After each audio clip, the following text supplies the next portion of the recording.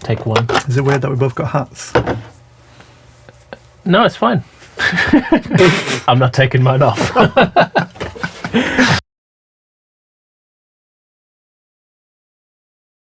I'm Matt. I'm a composer and sound designer. I co-own Zelig. I'm creative director here.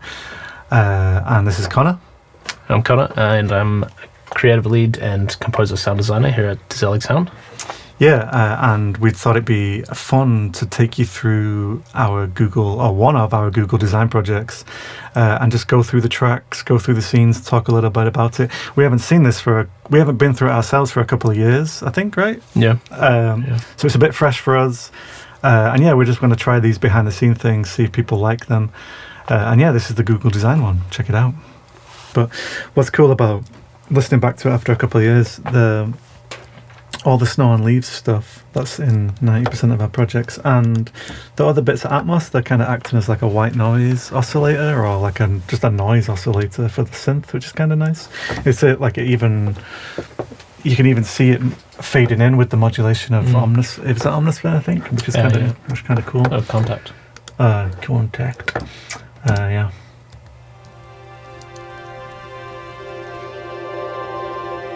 So it's kind of mirroring what the synth's doing, but then also adding obviously a lot of air, but then also mirroring what the pure sound design's doing too, for all those little bits. What's Crystal doing on this? Oh. It's almost like a widening stereo, but it's also pitching as well, isn't it? It's really satisfying. The snow and leaves thing is like one of our staples. One of the things we use kind of the most in terms of like really high-end textural stuff. You can find it in really a lot of our sessions. Yeah, and it's kind of, play that again, the snow and leaves thing. Man, that is, it's just ASMR, isn't it? But then the thing is doing exactly the same thing. That debris one above it's doing the same. Yeah, just a bit more metallic. By a different frequency, yeah. And then the one above it, I presume, that's very similar, but it's even lower frequency. And what's above that? Oh, just Atmos. Oh yeah, this kind of I guess throughout the whole of this film, there's like a sense of off-screen, which I always think is kind of interesting. Like, just so we're not just fixated on the storytelling in the frame, it's like where does that frame exist, and what does the motion is in a context, in a space, or in a room, or an environment, I guess. Yeah. And I think that lets you conceptualize a bit more, because you're not thinking about literally what is moving, you're thinking about where it is and why it is, I guess. Yeah. Yeah, it has more of a like grounding in a real space, rather than just we put some sound effects here because it needed it. Yeah, or because it moves, it has a sound, which is true, but then why? What's this? This is some, like, radio chatter. Oh no. Oh, it is, isn't it? It sounds like someone with a microphone in their pocket. I think that's what it is, yeah. But I think that leads nicely to the next bit as well, doesn't it? Yeah. It transitions. But also it's kind of working as Foley. Actually, that's doing quite a lot of heavy lifting in that first scene. Which one? This thing is adding a lot of bass to the. Yeah. It's almost like rocky, or it's like the lower component of this. Yeah, it's funny thinking about those four things in a mix. Yeah, it makes complete sense, because the snow is the super high frequency. We've got a couple of mids and then the low. Almost like we intended to mix it well, just using the sounds. Happy accidents. Nice. And then I guess we have the introduction of, I guess, the musical elements, or these kind of like synced chords and notes. Yeah.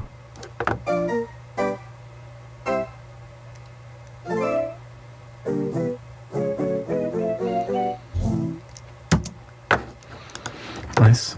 I guess in the previous scene, the synth pad is leading up to those, isn't it? And then it releases into those. Like a gentle kind of riser, and then everything cuts off, and then it's kind of like a moment of surprise where everything starts off quite tranquil, and as soon as you hit this moment, it's a bit of a you know, like why is it making that sound? What is, you know, what's going to happen? Yeah. Like, hello.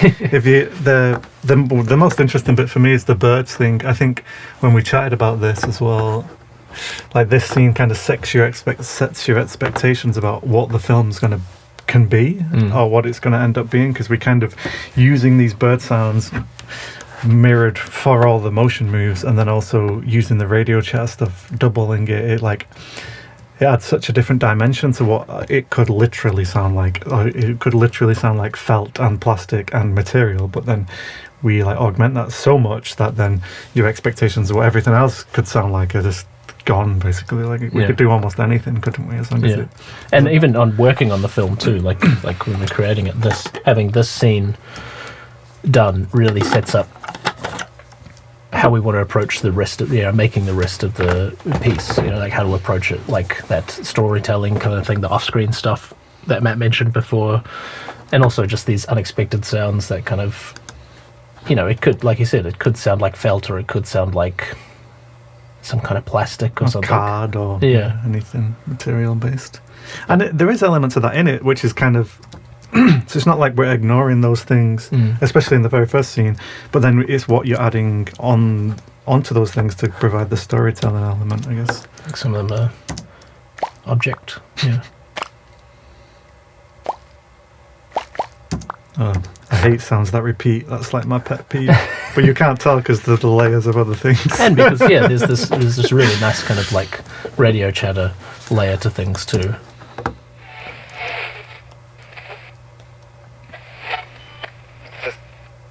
Which in themselves have this kind of really nice, like kind of swell quality, or like a really dynamic kind of form. There's a push and pull to each move, doesn't it? Yeah, Which is kind and of they nice. work really well with all of these super quick animations. And these are the birds that we mentioned before. So these were done in Omnisphere?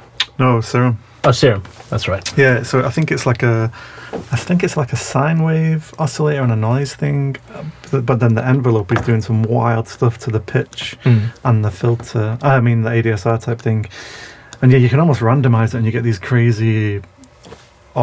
They sound almost exactly like birds. I was going to ask, is there a bird sample in there somewhere? No, it's just all. I think it's just two oscillators. It might even be one. But I remember watching. I can't remember who the guy is. Maybe I'll look it up. But watching a guy who was doing these explorations of bird sounds in synths, and then I was like, "This is really cool." And we originally did this for like a UI project, but that we couldn't. It was a bit too esoteric to get off the ground, and then we found uses for that sample library and like lots of different other things, including this, obviously. Yeah, and this one, it kind of looks like we've just dropped it in there. We've just cut something out from the recordings and dropped it in there, but it's led to this really nice. It's kind of just worked perfectly. If I play it now, there's two layers as well. Oh.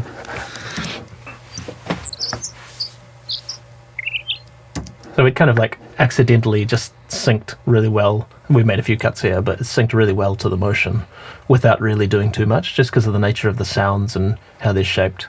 Just a happy accident that it synced, I guess. Yeah. Unless I bipped it, but I don't remember. Yeah. Cool. Maybe I'll just play that whole scene. Yeah. Up to like there, I guess.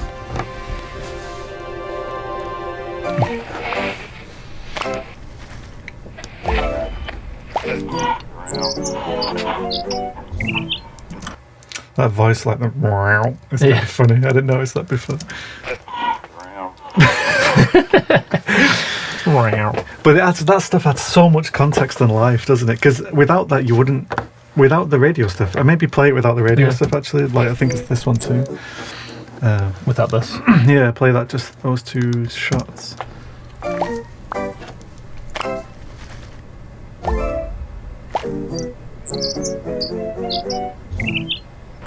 It's still really interesting, but the radio stuff gives it such an extra dimension for some reason. Yeah, like personality or some kind of playful kind of element. It also makes you think of the UI then as a radio. Like instantly. Yeah, true. Which it's convenient.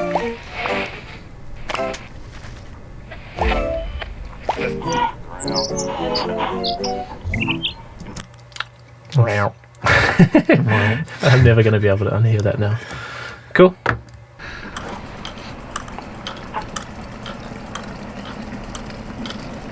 This is very wide clocks. Yeah. And there's like a ticking layer in here, which is kind of being pitch shifted upwards.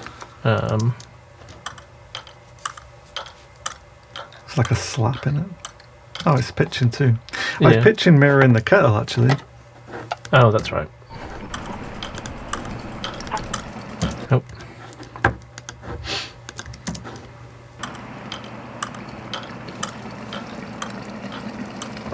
Yeah, almost like a really... I have no memory of doing that intentionally. a subtle riser. But maybe it's just always like finding a way to get to the next scene Yeah. in a natural way, and that's one of them, I guess. Yeah, Thinking, especially in this one where there's really, compared to the last, there's you know, not few much shots, going on. it's just a clock, you know. It's very, very simple and minimal. So how do we do that with sound design, you know, to kind of lead you through into the next moment Yeah. in an interesting way? And again, the kettle is just the off-screen thing again. It's interesting, like, the scenes kind of work together like that. Like, we have two literal sounds that are obviously abstracted, but then we have, like, a completely off-screen sound that contextualizes it, I guess. Yeah. You don't really think of it when you're listening, but it adds a dimension.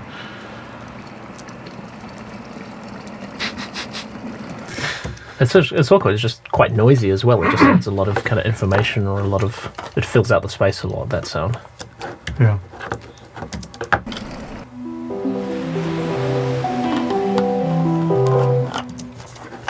Cool. These are just synth plucks synced to the where the I think where the felt hits the material. That was kind of the only. I think originally as well I went crazy and did absolutely every one of them, but it sounded just too busy, too much. Yeah, so I kind of split the difference and like musicalized it a little bit. Yeah. What's that? What's this layer? Well, I guess that's filling in the gaps, actually. Maybe that's the, the musical bit. Yeah, well, I mean, sometimes, yeah, like we could start off, maybe you started off with this patch here, and that's already doing a lot of movement, you know, although compared to the sync a bit loosely. So then there's a good bit of, you know, like quite interesting musical stuff there, and how do we fill in the sync with these other plucks, you know?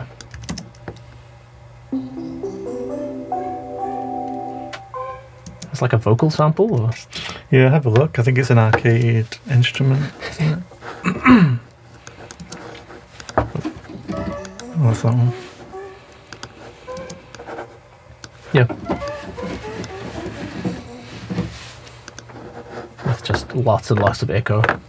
And then again with the kind of storytelling element, there's this off-screen kind of wave sound design. And I guess, like, what does it say? Play it again, the scene? Say again? If you play it again? The whole scene, sorry.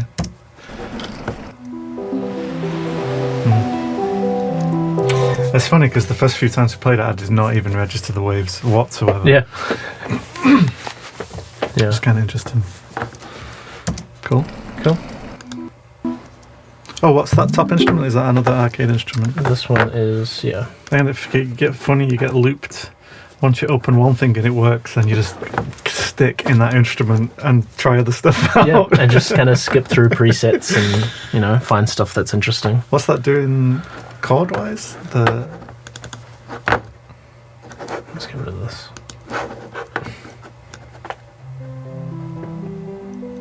Major 7 chord. Oh, yeah. Pretty simple, yeah. But because there's so much movement in that arp, it feels a bit more complex maybe than it actually is. I don't hate on the major 7. No. So, I'll take that back. The poor major 7.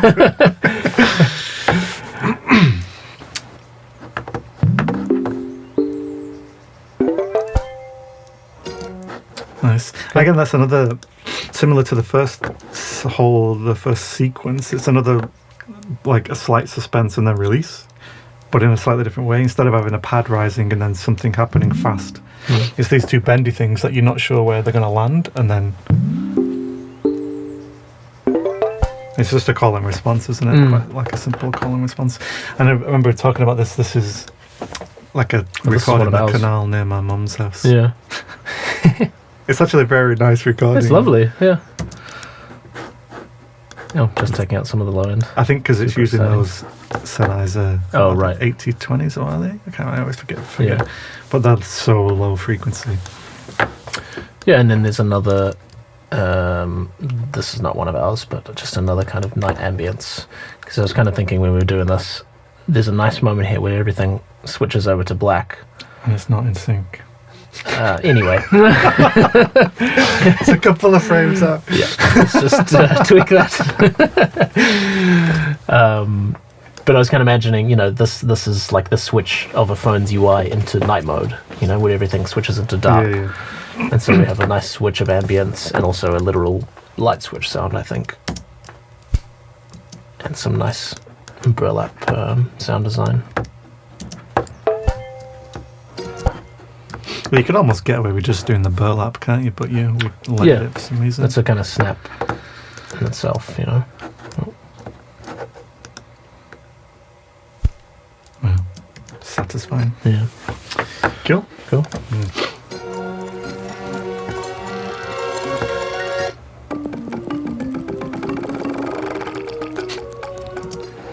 Yeah, this kind of ended up being it's the same scene, but ended up kind of being two separate moments, I guess. It feels very connected, though. Yeah. Again, it feels like the idea is established and then you tweak it. You Like just kind of build on it in the second one. What are those animal sounds? Probably snakeskin, I think. So I mean, obviously. What was I thinking? yeah, just for the kind of like that. Oh, the rope. textural stuff. Yeah, like a rope kind of being. But built actually, play it again, sorry. just on its own. Yeah. It's probably not snakeskin. It's probably a Foley Maybe a guy recording with a of- leaf, just Or like styrofoam or Yeah. like a bubble wrap or Yeah. leather or something cheeky. that's been labelled. And then I think just some rising sort of. Whoa. Music feels- boxy. Yeah. Very hectic. Is it the mechanical? I don't know. What does it sound like? I know it's Arcus and What's this? This is a string. Oh, that's like a dulcimer, kind of like drumming on the strings, and then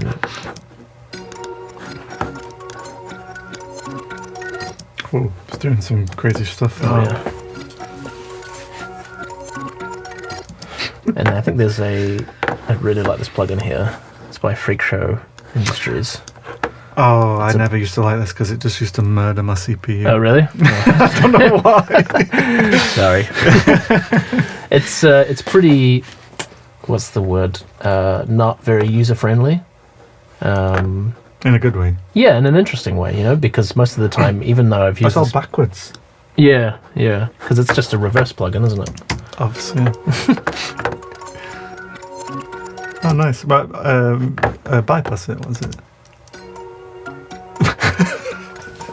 Ah, It's added like a reverse delay to it. doing the heavy lifting. What's it doing? It's reverse delays. Yeah. Yep. Yeah. It Oh, just nice. Yeah. reverses everything. Yeah. Yeah, nice. Cool. It just fills out the whole thing, doesn't it? Yeah.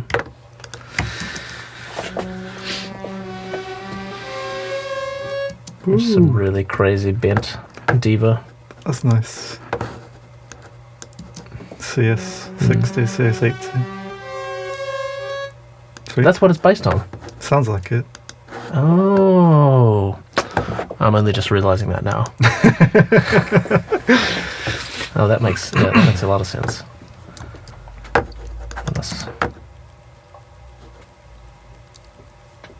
What is that? Some ticking. Oh, it's I think I've just loaded it into Alchemy. Oh, so you could pitch it maybe. Yeah.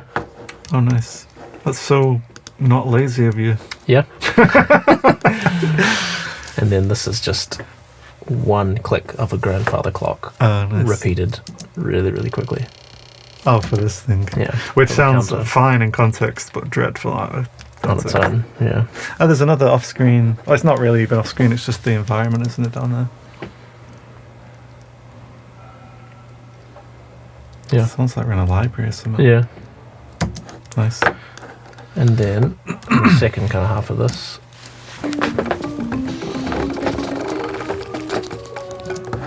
Yeah, with this one, this is really nice, actually. a bunch of different... The vocals give it such a flavour. Yeah, but again, when you listen to this on its own, the vocals aren't...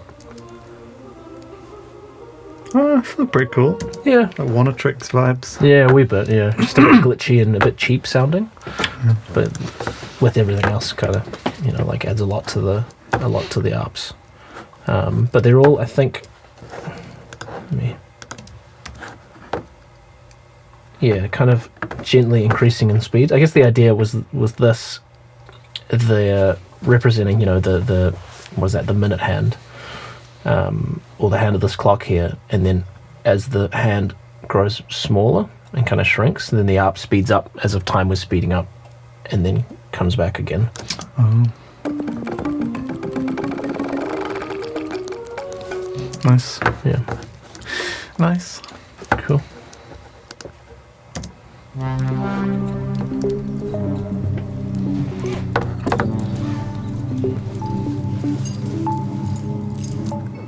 Nice. Yeah. This is more diva. Omnisphere. Oh no. Surprising, yeah. I can't remember if this one, who did this scene. I guess it doesn't really matter, but because I distinctly remember the climbing sounds Yeah. not being there at some point. Yeah. But I just remember thinking, I think I just saw the shoe, and I know now looking at it, I'm more thinking, oh, that's steps. That's a step counter. Yeah, but at the time I was seeing the rocks. Yeah, and it still the makes foot. total sense to me. Yeah. Also, it could be hiking. What is this?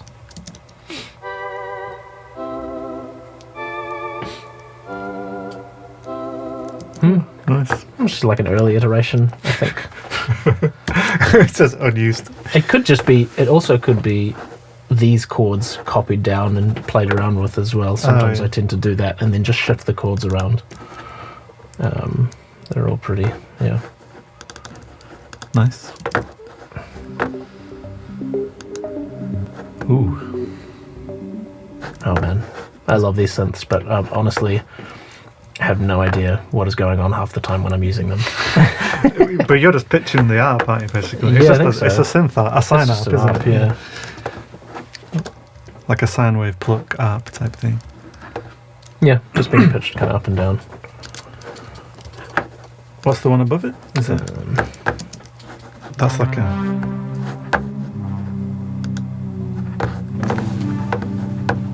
I think that's just single notes, early chromophonic pad.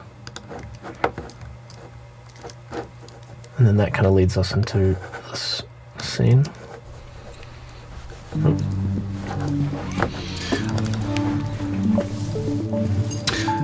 Oh, I remember that being a thing that happened at some point. Because an earlier version, we were hard cutting on every transition. And then towards the end of the process, we started to blur to make it a bit more seamless. Because it felt a bit too jarring. Or it didn't flow as nice when everything was so hard cutting.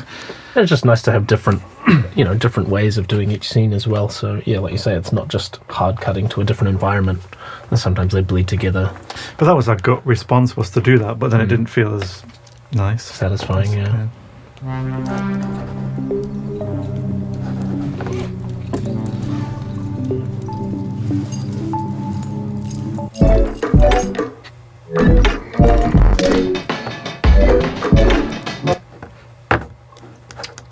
What's happening here?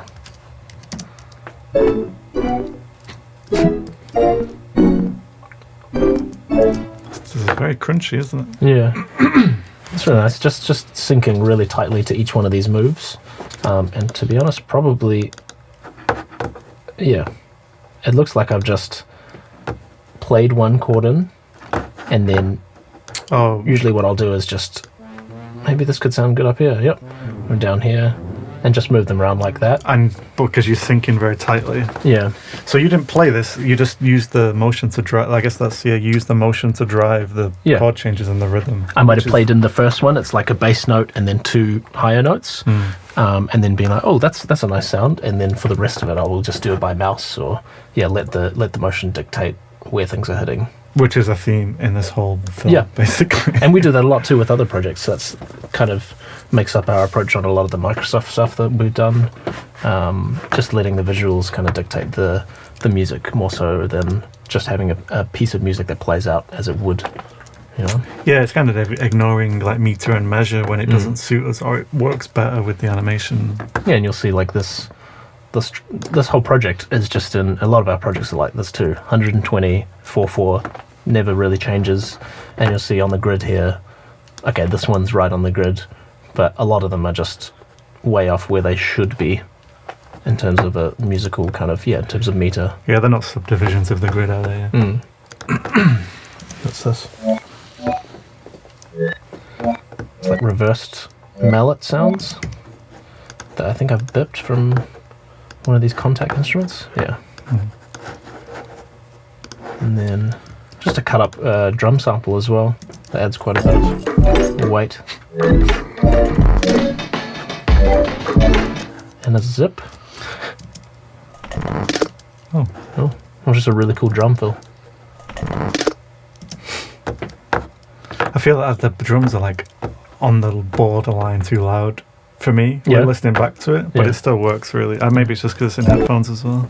True. Yeah, they are pretty. But I think well, maybe not. Maybe it's just a nice flavour. In the context of the whole film. Like it's. I don't know if there's much I can say about this one. I found some samples and I cut them up. But I mean, it's more just the storytelling and using it as a transition device and it being fun and interesting. And it is, It's and again, it's very, very linked to that motion. You can imagine one record playing and then swipe, and there's a completely different one happening. And also, it's about samples and about for me anyway. When I see records, I think samples and. So to use samples makes complete sense. Yeah, it does really, and it's super short as well. Like you say, it's quite a nice transition into this next. Play it again one more time. What else is there any effects on those? No, it's just the samples kind of sound cool. Really phoned this one in. This is a hard day. Hard day at the office. Yeah. Cool.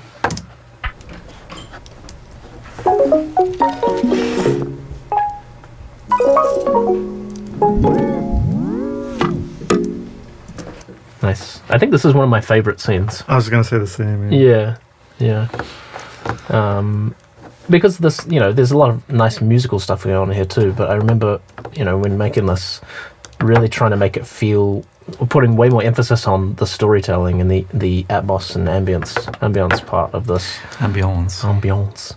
And trying to make it feel like a real scene, like I've tried to make it feel like there's maybe a person coming home after work. There's something going on in the left of the ambience as well, like as if off to your left of the screen there's someone coming in. Someone's coming home,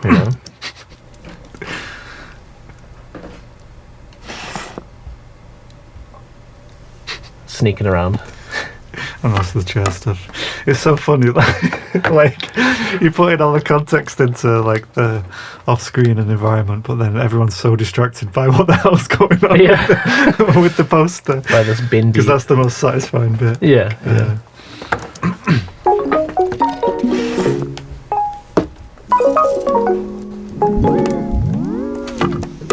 It feels a lot like one of the Vitro projects, this bit. Yeah, it really does. In a good way. Yeah. We're just, again, like, really taking the approach of all this type and everything that's happening. That's dictating the melody. We're not really... I think for this, it looks like I've just, plonked around on the keyboard a wee bit and then gone back and resynced it up to every single frame. Almost like playing the melody free rubato and then go back and using the motion to then form the rhythm of it. To create it. Which is quite nice. Yeah.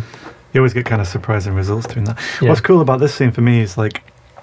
we establish like when you watch the whole film, you see this scene and it's like now the whole film kind of makes sense, like because it's almost like we did this right at the start and now we do it even more in a more satisfying way here, and it's almost like now it makes sense where we are in terms of like what the film is and what it feels like, and then we take this and carry on with this vibe and like expand on it. And then really, and then obviously the end scene is so satisfying because it takes this but then musicalizes it, and then we end in a really nice way.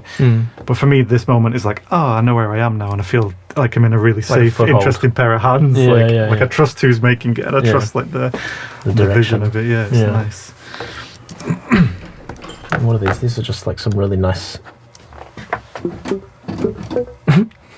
very, very short pluck sounds on Omnisphere. Will that come through on the OBS? Yeah, it will go. It's coming out of here. From Logic. Yeah. And then some harps. What was thingy above it? Cthulhu was doing something. Where?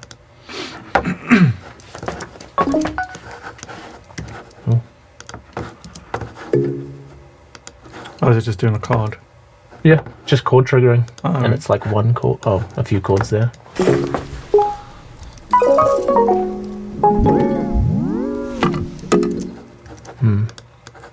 Yeah.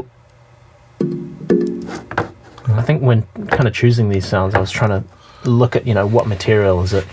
So that's like a sort of thin piece of wood, and what that would sound like if you could pluck it, or if you could kind of tap it with a mallet, and what that sounds like. And a lot of this Omnisphere mallet it's an stuff. Embera type thing. Yeah. And it has that kind of quality, almost hollow, kind of bouncy wooden sound to it. Yeah, it feels like wood, basically. Yeah. It's organic. And the same with that stuff there too.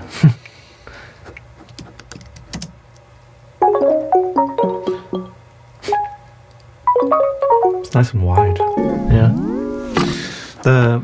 What's interesting as well, again, like the other scenes, there's roughly 3 elements too, isn't there? There's the Atmos off-screens, like contextualized stuff. There's the stuff that syncs really tightly to the motion, but is also musical, and then there's some literal sound design, which is just wood. Yeah, just like a chair shifting around. Yeah, and some sweeteners, I guess.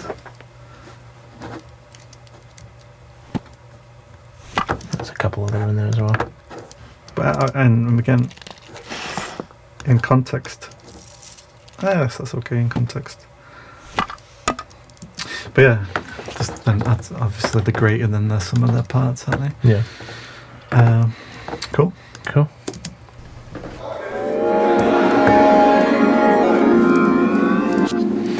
This one is pretty simple. It's just like using that purple dot on screen as a knob or a slider on a synth. How could you not do vibrato? Yeah. Pitch bend. Kind of obvious, but no, but I mean, like, we've set ourselves up for it to feel obvious, I guess. Yeah. In a good way.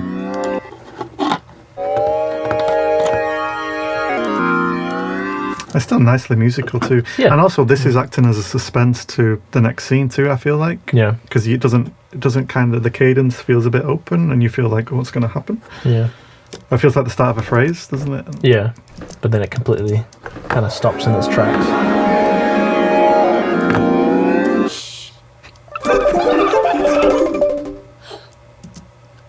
Or maybe this one's my favourite scene. Yeah. I was going to say too, this one is definitely, I think, one of the highlights of this for me. I'll play the whole thing.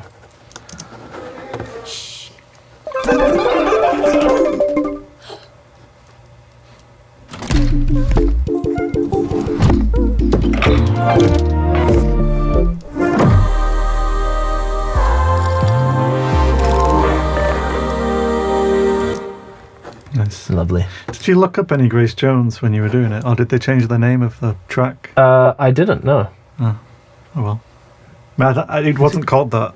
Oh no, maybe it was called Grace Jones back in the day. Oh, it was too, yeah. Or was that Grace Jones the thing from the other scene, actually? Oh, I think it had a different name, though, when we were doing it. This one? I think they were maybe when they both said actual Grace Jones. They did, they can't use yeah. it, maybe. I didn't know, no. I just, for that section in particular, I think, where are we?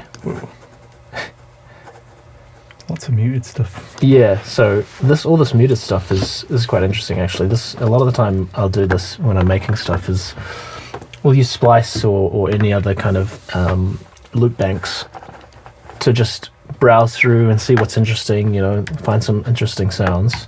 This is all of that. This is going to sound horrible and messy, but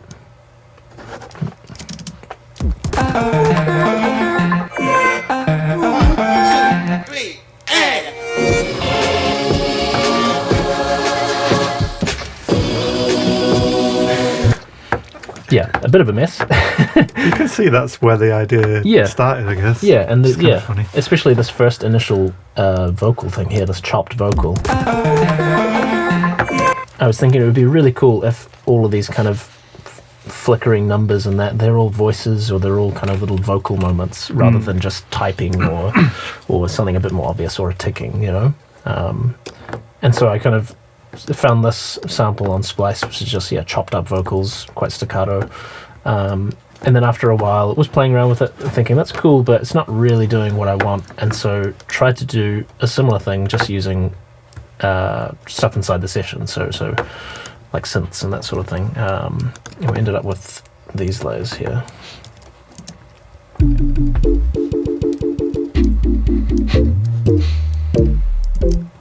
I think a lot of it it's all Omnisphere, yeah. It's that kind of jazz thing, jazzy vocals. Doom, doom, doom, doom, doom. Just on an arpeggio that's kind of speeding up and slowing down as this calculator moves around.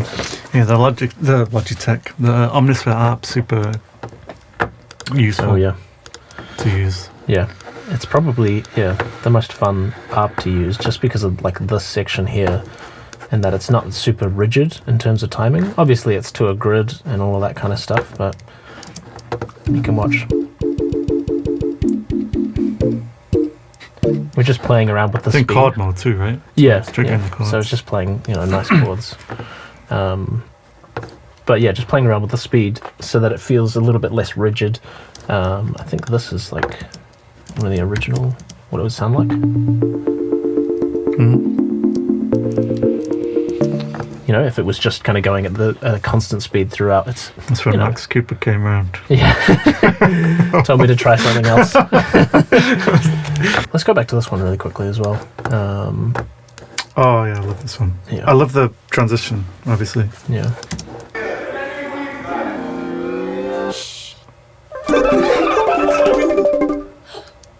It is such a cheap transition, but it works so nice. Yeah. But it's It is. Yeah. It is kind of cheap, actually. No, not cheap. It's a cheat way to transition. Oh, cheat. But it works right. nicely that it's not in this context. It's like yeah. And also, who the hell is transitioning so weirdly from scenes normally? But it's such a nice yeah. It's a bit unexpected too with this scene here too. Fairly abrupt kind of stop. But it's perfect because of the what it is. It's just telling them to shush. Yeah. And get ready for this crazy. Nice. Weird synth. Ooh. That's really nice. Yeah. That's just some high frequency, I guess, detail or noise. It just sounds like a synth percussion. Yeah. Pitching. It probably is, or a hi-hat or something. Mm. Yeah. And then vocals. Woo! That's so cool. So this is probably Cycles? Yeah. And Cycles is just, man, I love this plugin so much. You added a sound into it? Yeah, so this is, there's a setting where you can just load in your own samples into each key. And then what I've probably done is you open up this window here and then just choose. And you close your eyes. Yeah, and you close your eyes and you pick one. Yeah. It looks a bit daunting, or it's satisfying to look at, but to use, it's really quite cryptic, a lot of it, especially this kind of section here. It's just a visualizer, really, but it's relatively simple when you get into it, but yeah, it looks daunting on the first glance. But basically it's taking the sample that I've put in there, like a really short staccato vocal sample, and chopping it up and playing it all at different times with different pitches and different lengths. It's kind of a granularizer, but mixed with a sequencer, I guess, because it doesn't feel granularized. Yeah. In the traditional synth. It doesn't feel granularized in like the FFT, Yeah, like rebuilt sense. like a granular, like a granular stuff would sound like, yeah. And then some fun kind of silly vocal samples. Wait, play the whole scene. I want to hear that in context.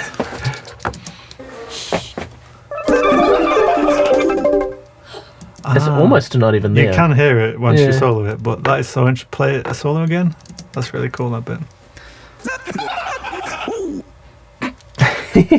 What is that? I don't know. What's this? Oh, funny.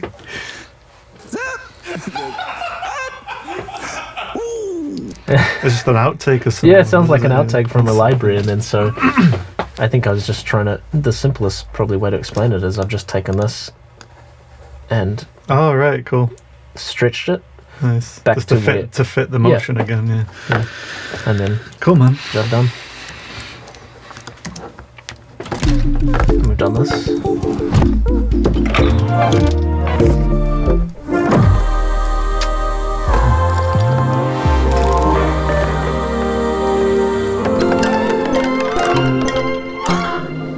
What's really cool about this whole section is that it becomes musical almost for the first time. Yeah. But we're still syncing, but less rigidly. Oh, but we're still syncing rigidly, but less.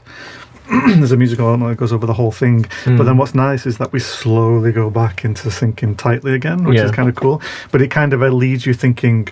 To me, it's like it makes me think when I watch it, oh, this is really nice, we're going somewhere. Then we slowly ebb out of it, but you're always then constantly expecting to come back at some point, which we do at the end. But yeah, it's kind of nice. And it ties into, I guess it's a music player too, like that's the part of the UI that we're focused on, and for it to kind of move into a piece of music or a track kind of makes sense, and then there's all kinds of really nice little sound design moments for the swipes too.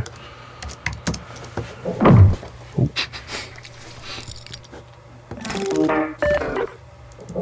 Oh, that's really cool.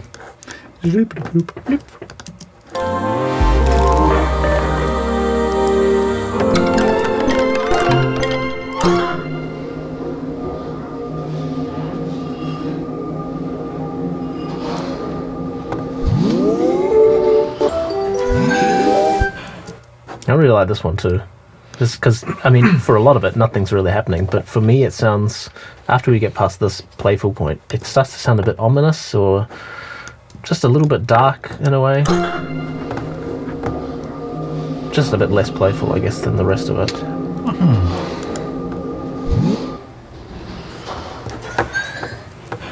And it's just like some restaurant pitch, Yeah, that's all it is. And really, some nice like weird, like slightly strange reverb. Yeah.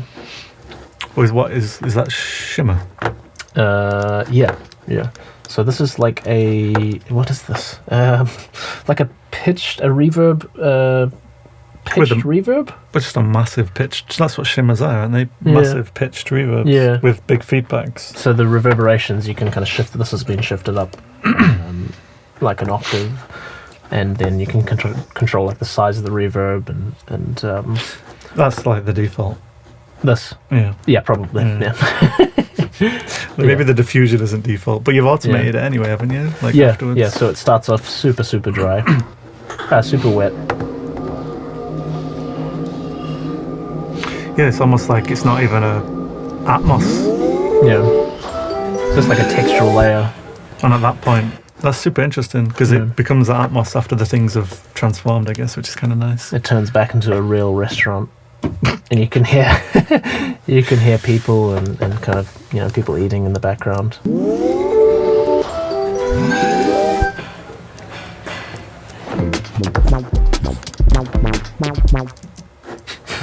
This one's quite fun. This is very simple as well. Just a nice, satisfying drum loop. It's almost a perfect way to end the film as well, because it goes to the next scene, doesn't it? Yeah. Does it? Sort of. Oh, it kind of it changes. Yeah, it just drops out. Yeah. But it's this really nice drum loop. Very simple. We're doing the same thing we mentioned before, where we let these moves in the motion dictate what that bass line is going to be.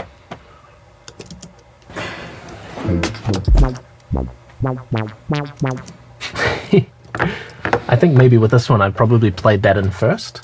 What's going on with the drums then? Are they...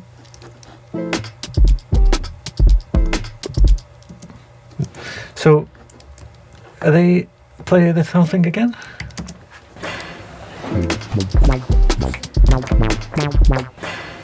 Because I think when I played it in, you can hear a rhythm. But it's a bit wonky, isn't it? It's not like super tight. Super tight or anything. But that's why those kind of nice broken up hip hop drum sounds lend themselves nicely to something like this. And then really it's kind of interesting because that bass is... Oh, it feels like it's in beat, but the bass is doing that, is working to that animation, and the drums are kind of not. But it doesn't feel like it because of the genre and the fact the bass is a bit behind, which is nice. Yeah.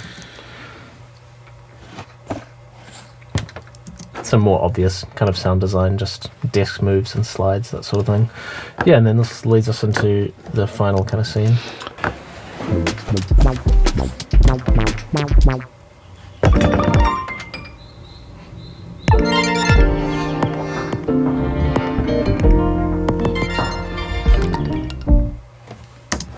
Nice.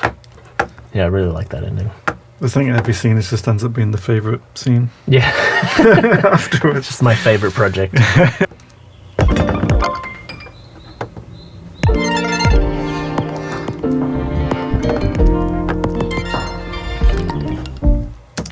think these are all guitar. It's really pay off at the end. Yes. Nice. Ooh. These are really, really nice. I think I've used cycles. Where is it? And then just bounced stuff out a bunch of times here, and then chopped it, and kind of tried to see what works with the visuals.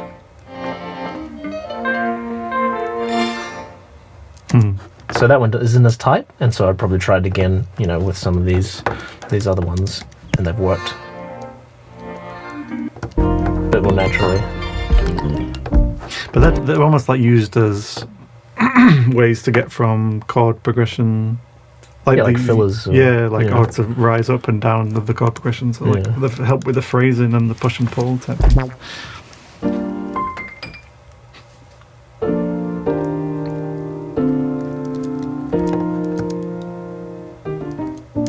I think it started off with I wanted these nice ceramic kind of bounces. It could be. I was just thinking that could be piano keys, really really high piano keys, and then that's kind of turned into a nice, satisfying chord progression at the end. What's this here? More cycles. Is that cycles, do you reckon? Yeah, it is. Yeah. So it's guitar. It's guitar. It's pitched up to death. Yeah, it is. Yeah, and it's just kind of rising and falling as well. Oh, right, cool. Yeah.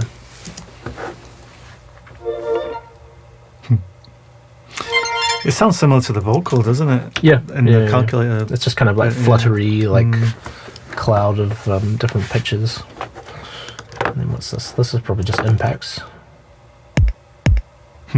Like kicks. Yeah.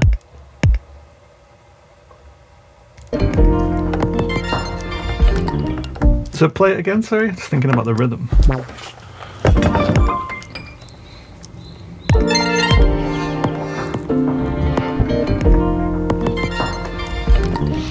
It's almost like you use the up and down of that motion to dictate the tempo.